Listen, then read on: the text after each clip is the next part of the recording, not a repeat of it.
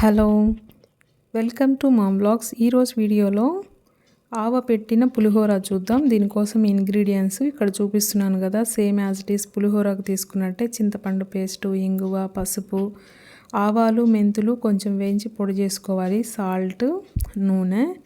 So చింతపండు already నేను కొంచెం పేస్ట్ చేసి తీసి పెట్టుకున్నాను. సో పాన్లో ఫస్ట్ వేరుశెనగపప్పు వేస్తున్నాను. సో వేరుశెనగపప్పు ఆల్రెడీ మనం వేయించుగానే ఉంటే ఆయిల్లో తిరగమాత వేస్తాం. నేను వేయించలేదు కాబట్టి కొంచెం వేయించాను అనమాట. సో హాఫ్ పైన వేగితే సరిపోతుంది. తర్వాత వేరుశెనగపప్పు వేగిన తర్వాత ఆయిల్ వేసాను. ఆయిల్ వేసిన తర్వాత ఆవాలు కొంచెం వేగిన తర్వాత పచ్చశనగపప్పు, మినపప్పు, ఎండుమిర్చి వేసుకోవాలి. సో అవి కొంచెం బాగా ఫ్రై అయిన తర్వాత జీలకర్ర వేయాలి. జీలకర్ర వేసిన తర్వాత కరివేపాకు వేయాలి. సో అవన్నీ కొంచెం బాగా రెడ్గా వేగిన తర్వాత అప్పుడు కరివేపాకు అయిన తర్వాత ఇంగువ ఒక 3-4 పించెస్ ఇంగు వేయాలి. ఇంగువ తర్వాత పసుపు. సో ఇవన్నీ బాగా ఫ్రై అయిన తర్వాత మనము చింతపండు పేస్ట్ ఆల్రెడీ రెడీ చేసుకున్నాం కదా, అది వేయాలి. సో ఇక్కడ నేను అన్ని పప్పులు వేసేసాను, కరివేపాకు వేసాను. ఇప్పుడు పసుపు తర్వాత ఇంగువ వేస్తున్నాను. సో అది ఫ్రై అయ్యాక ఇప్పుడు చింతపండు పులుసు వేసి బాగా ఉడికించుకోవాలి. బాగా థిక్ పేస్ట్ అయ్యేంత వరకు ఉడికించాలి. అది బాగా థిక్ పేస్ట్ అయ్యాక ఇంకా స్టవ్ ఆఫ్ చేసి కొంచెం చల్లార్చుకోవాలన్నమాట. సేమ్ మనం చింతపండు పులిహోర చేసినట్టే. అయితే చింతపండు పులిహోరలో మనం కొంచెం పులుసు పొడి వేస్తాం కదా టేస్ట్ కోసం. పులుసు పొడి ఎలా చేయాలని ఇంతకుముందు చింతపండు పులిహోర చేసినప్పుడు నేను చెప్పాను.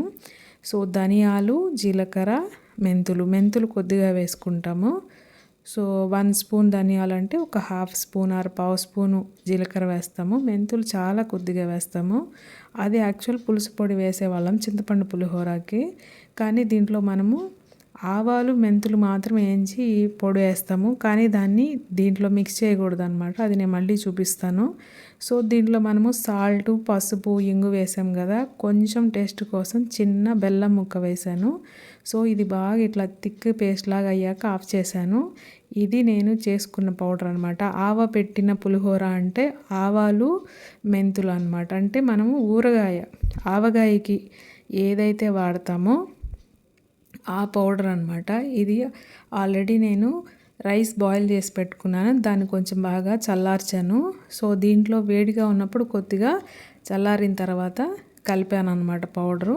సో ఆవాలు, మెంతులు వేయించిన పౌడరు. సో అది వేసిన తర్వాత ఆల్రెడీ ప్రిపేర్ చేసుకున్న చింతపండు పేస్ట్ ఏదైతే ఉందో అది మొత్తం వేసి బాగా రైస్కి అంతా పట్టేటట్టు కలుపుకోవాలి. సాల్ట్ ఏదన్నా తక్కువ అనిపిస్తే ఇప్పుడే ఈ టైంలోనే వేసుకోవచ్చు. సో ఇది టేస్ట్ కొంచెం డిఫరెంట్గా అనిపించింది. సో ట్రై చేశాను నేను.